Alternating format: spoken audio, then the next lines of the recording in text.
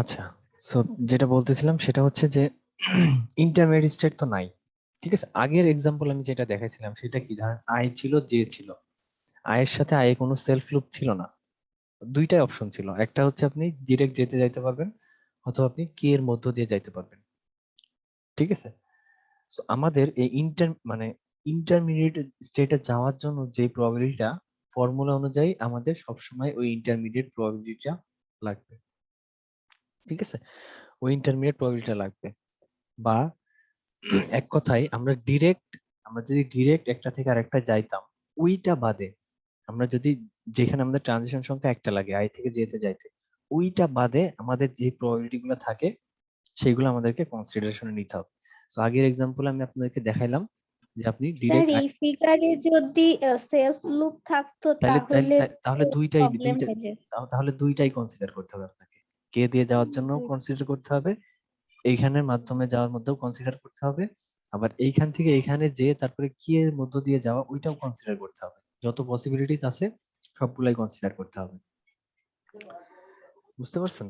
মানে আলাদা আলাদা ভাবে নাকি আলাদা একটার মধ্যে? আলাদা আলাদা ভাবে। জি স্যার। তো তাহলে এখানে পসিবিলিটিস অনেকগুলো থাকতে পারে, সেটা হচ্ছে আপনি আই থেকে কে তে যাইতে পারেন, আবার আই থেকে আই আসতে পারেন, আই থেকে আই এসে আই থেকে যেতে যাইতে পারেন, আবার আই থেকে আই এসে দেন আই থেকে কে তে এসে দেন আপনি যেতে যাইতে পারেন। So তখন অনেক কমপ্লেক্স হয়ে যাবে। ঠিক আছে, তো এত কমপ্লেক্স আমি দিব না, সমস্যা নাই। আর এটা তো খুব কনফিউজিং। হ্যাঁ, এটা অনেক অনেক কমপ্লেক্স এবং কনফিউজিং হয়ে যাবে। সো এত বড় ক্যালকুলেশন আমি দিব না, সমস্যা নাই, টেনশনের কারণ নাই, আমি এরকম ছোটটাই দিব। ঠিক আছে, এক্সামে যদি দেই। স্যার এটার একটা রিয়েল লাইফ এক্সাম্পল দেয়া যায়? ব্যাপারটা স্যার এখন ক্লিয়ার হচ্ছে না। কোন ব্যাপারটা? স্যার এই টোটাল জিনিসটাই স্যার একটু কেমন কনফিউজিং লাগতেছে, মানে কনসেপ্টটা ক্লিয়ার হয়নি। মানে একটু কোশ্চেন করতে হবে, না হলে তো আসলে, হ্যাঁ ব্যাপারটা কঠিন, ঠিক আছে, একটু কোশ্চেন না করলে তো আমি আসলে বুঝতে পারবো না যে কোন জায়গায় প্রবলেমটা হচ্ছে। স্যার এই এই যে এক্সাম্পলটা দিচ্ছেন, এরকম কোন রিয়েল লাইফ এক্সাম্পল আছে যেটা মানে যে বুঝতে পারবো একদম ক্লিয়ার না, এরকম? এখানে তো মানে এই স্টেটে তো আসলে রিয়েল লাইফ এক্সাম্পল দেওয়া সম্ভব সম্ভব হচ্ছে, ধরেন আপনাকে যদি আমি বলি যে আপনার হচ্ছে ঢাকা থেকে আপনি গাজীপুরে যাবেন। ঠিক আছে, সো কি কি অপশন থাকতে পারে? একটা হচ্ছে আপনি ঢাকা থেকে ডিরেক্ট গাজীপুরে যাইতে পারেন, আপনি ঢাকা থেকে নারায়ণগঞ্জ যাইতে পারেন, দেন নারায়ণগঞ্জ থেকে ঢাকাতে যাইতে পারেন। অথবা আরেকটা অপশন হইতে পারে যে আপনি ঢাকা থেকেই ঢাকাতে ব্যাক করলেন, ঢাকার মধ্যেই ঘোরাফেরা করলেন, ঘোরাফেরা করে মানে ঢাকা থেকেই ঢাকাতে যাওয়ার ধরেন একটা ওয়ে আছে। ঠিক আছে, ব্যাপারটা হচ্ছে এরকম। সো এখানে কি কি অপশন আপনার হাতে বলেন তো? এখানে আপনার গাজীপুরে যাওয়ার অপশন গুলো কি কি? এখন আপনি চিন্তা করেন আপনার স্যার গাজীপুরে নারায়ণগঞ্জ হয়ে তারপরে আরেকটা হচ্ছে ডিরেক্ট। অনেকগুলো অপশন। আপনি ডিরেক্ট ঢাকা থেকে গাজীপুর যাইতে পারেন, না option number one. Option number two কি, আপনি ঢাকা থেকে নারায়ণগঞ্জ যাবেন, দেন নারায়ণগঞ্জ থেকে গাজীপুরে যাবেন, এটা কি option number two. Option number three কি, আপনি ঢাকা থেকেই ঢাকাতে একটু ঘোরাফেরা করবেন, করে দেন আপনি গাজীপুরে যাবেন, এটা কি option number three. Option number four কি, আপনি ঢাকা থেকেই ঢাকার মধ্যে ঘোরাফেরা করবেন, দেন ঢাকা থেকে নারায়ণগঞ্জ যাবেন, দেন নারায়ণগঞ্জ থেকে গাজীপুর যাবেন, অপশন নাম্বার ফোর। ঠিক আছে, অনেকগুলো পসিবিলিটি থাকতে পারে। বাট আমাদের ফর্মুলা অনুযায়ী কি, আমাদের ফর্মুলা অনুযায়ী কেটা কি, কেটা হচ্ছে আমাদের ইন্টারমিডিয়েট যে স্টেট গুলো আসতে পারে। ঠিক আছে, তো এখন আমাদের কোন কোন অপশনের মধ্যে ইন্টারমিডিয়েট স্টেট গুলো আসছে বলেন তো? এক নম্বর অপশনের মধ্যে ঢাকা থেকে গাজীপুরে স্যার যাওয়ার ওয়ান জন্য, বাদ দিয়ে সবগুলোই আসছে। এক্স্যাক্টলি ওইটার কথাই বলতেছি। সো ওয়ান বাদ দিয়ে মানে ডিরেক্ট যেটা সেটা বাদে বাকি যে পসিবিলিটিস গুলো সেগুলো সবগুলো আপনার এই কনসিডারেশনে নিতে হবে। ঠিক আছে, কারণ কে কি ছিল, কে ছিল হচ্ছে জি আমাদের স্যার। Intermediate state. সো দেখেন, যদি অপশন নাম্বার ওয়ান বাদ দেই, অপশন নাম্বার ওয়ান বাদ দিয়ে টু তে, তাহলে ইন্টারমিডিয়েট স্টেট কোনটা? টু তে ইন্টারমিডিয়েট স্টেট হচ্ছে আপনার নারায়ণগঞ্জ। থ্রি তে ইন্টারমিডিয়েট স্টেট কে, থ্রি তে ইন্টারমিডিয়েট স্টেট হচ্ছে আপনার ঢাকা ঢাকা। ঢাকা নিজেই। আর ফোর এ ইন্টারমিডিয়েট স্টেট কি, ঢাকা এবং নারায়ণগঞ্জ। বুঝতে পারছেন? মানে এখন কি হালকা বোঝা গেছে? এত কমপ্লেক্স জি দিব না, স্যার। মাথা খারাপ হয়ে যাবে এক্সামে। ঠিক আছে, সো আমাদের কোক পেপসি এক্সাম্পলের জন্য তাহলে কেটা কি ছিল, ইন্টারমিডিয়েট স্টেট কোনটা থাকতে পারে কোক পেপসি এক্সাম্পলের জন্য? শুধুমাত্র কি, শুধুমাত্র কোক থেকে কোক, তাই না? যদি কোকটাকে আমরা 1 ধরি, স্টেট 1, আর পেপসিটাকে যদি স্টেট 2 ধরি, সো এইরকম ছিল আমাদের আমাদের কোক পেপসি এক্সাম্পলের ফাইনাইট স্টেট মেশিনটা এরকম ছিল। সো এটা 0.1 ছিল, 0.9 ছিল, এটা 0.2 ছিল, এটা 0.8 ছিল। ঠিক আছে? সো আমরা কি করতে পারি? আমরা এই স্টেট 1 থেকে মানে কোক থেকে পেপসিতে কয়ভাবে যাইতে পারি? ডিরেক্ট যাইতে পারি, আর না হলে কি এই কোক থেকে কোকে একবার ঘুরবো, তারপর আমরা কি পেপসিতে যাব। তো তার মানে আমাদের এখানে ইন্টারমিডিয়েট স্টেটটা কিভাবে হতে পারে? জাস্ট যখন আমি 1 স্যার থেকে কোক কোক থেকে কোকে আসাই, এটাই আমার ইন্টারমিডিয়েট স্টেট, তাই না? এটাই আমার ইন্টারমিডিয়েট স্টেট। সো আমার ইন্টারমিডিয়েট স্টেট মানে হচ্ছে PIK। সো এই কোক পেপসি এক্সাম্পলের জন্য PII, PII, এর কারণ কি এখানে আই এর ভ্যালু যেটা, কে এর ভ্যালু একই, কে এর ভ্যালু হচ্ছে আই, তাই না? কারণ কি আমি এই আই থেকে আই এ আসছি, বা P11 মানে হচ্ছে 1 থেকে 1 এই আসতেছি। তো যেখানে আই এর ভ্যালু 1, আবার আমাদের কে এর ভ্যালু হচ্ছে কি 1, সো P11। সো এই জন্য এখানে P11। ঠিক আছে? আর আমাদের P11 এর ভ্যালু কত? P11 এর ভ্যালু কত? 0.9 এই যে 0.9 এই যে 0.9।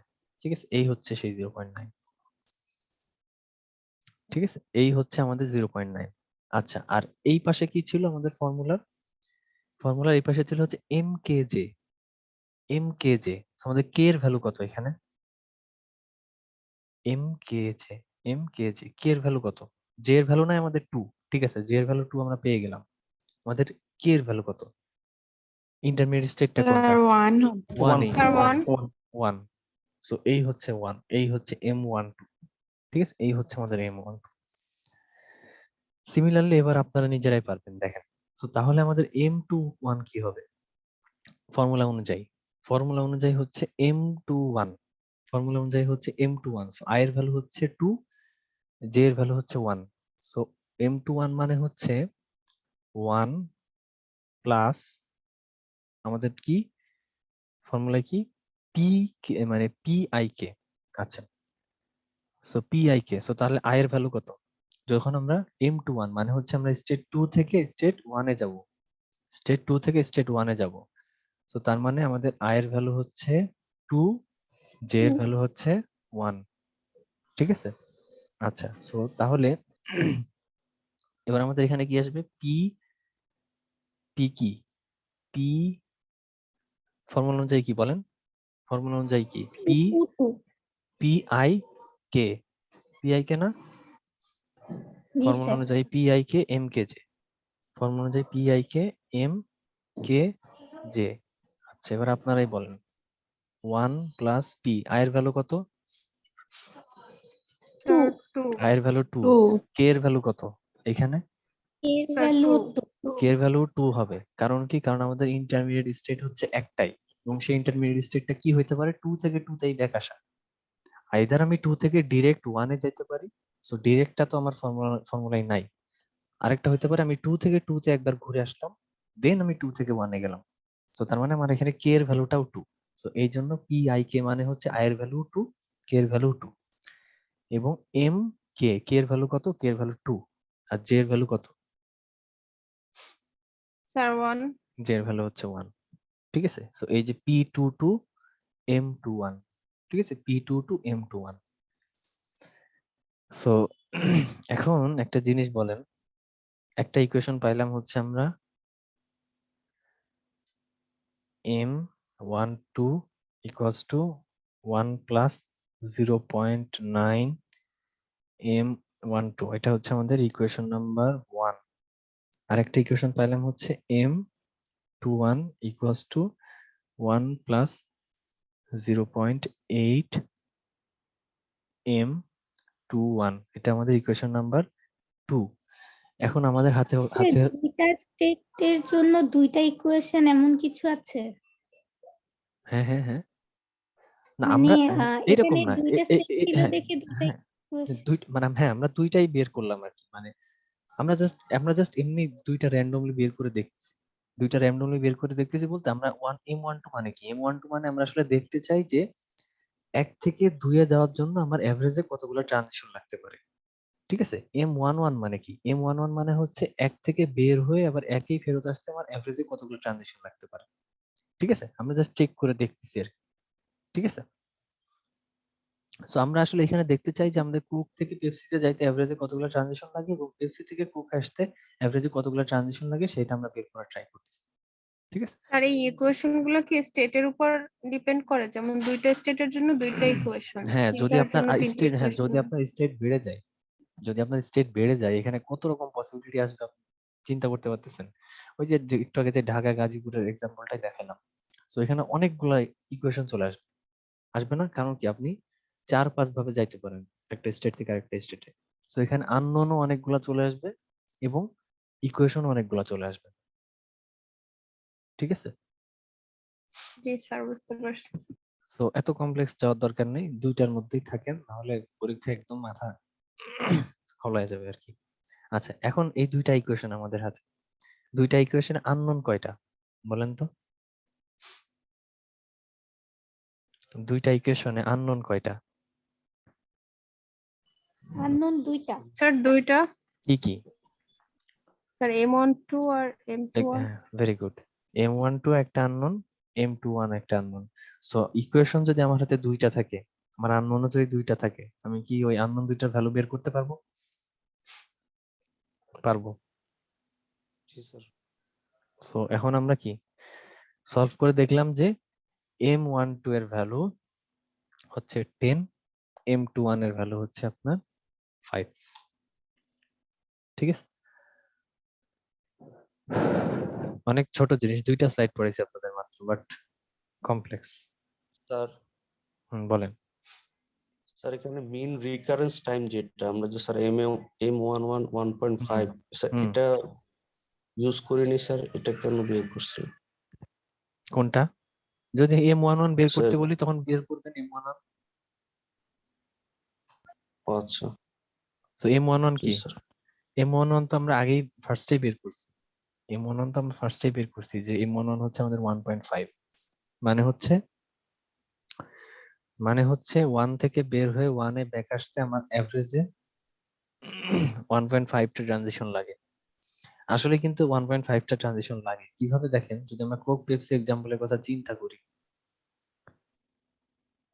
যে যদি 1 কে আমরা কোক ধরি আর 2 কে যদি পেপসি ধরি, তাহলে 1 থেকে বের হয়ে 1 এ ব্যাক করতে কয়টা ট্রানজিশন লাগতে পারে একটু খেয়াল করেন এভারেজে।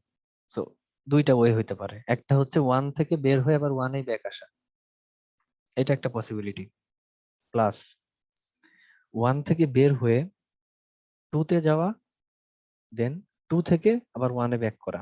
এটা কতগুলো ট্রানজিশন লাগলো? দুইটা। স্যার দুইটা। দুইটা, সো 1 প্লাস 2 মানে হচ্ছে 3, আর আমার পসিবিলিটি কতগুলো ছিল? দুইটা। 3/2 মানে কত? 1.5। এই হচ্ছে আপনার সেই 1.5। ঠিক আছে, এখানে প্রবাবিলিটি আরো অনেক কিছু রিলেটেড, এইটা একদম পারফেক্ট হবে যদি আপনার প্রবাবিলিটি গুলো 0.5 হয়। ঠিক আছে, ওইটা আপনাদের চিন্তা করতে হবে না। আচ্ছা ঠিক আছে, তাইলে ইকুয়েশন কি সলভ করতে পারবেন? স্যার ক্যালকুলেটর না দেখে দেওয়ার কথা ও বলছিলেন। হ্যাঁ, কেউ কি বের করছেন অনলাইন ক্যালকুলেটর? কেউ কি অনলাইন ক্যালকুলেটর বের করছেন? নাহলে তো আমাকে এখন খুঁজতে হবে অনলাইন সায়েন্টিফিক।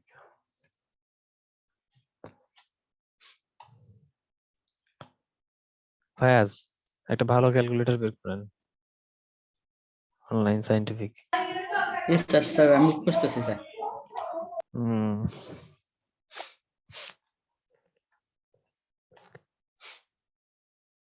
ইকুয়েশন সলভ করতে পারেন না তো? তাহলে এতদিন বড় বড় ইকুয়েশন গুলো কি সব কি কষ্ট করে করে সলভ করছেন?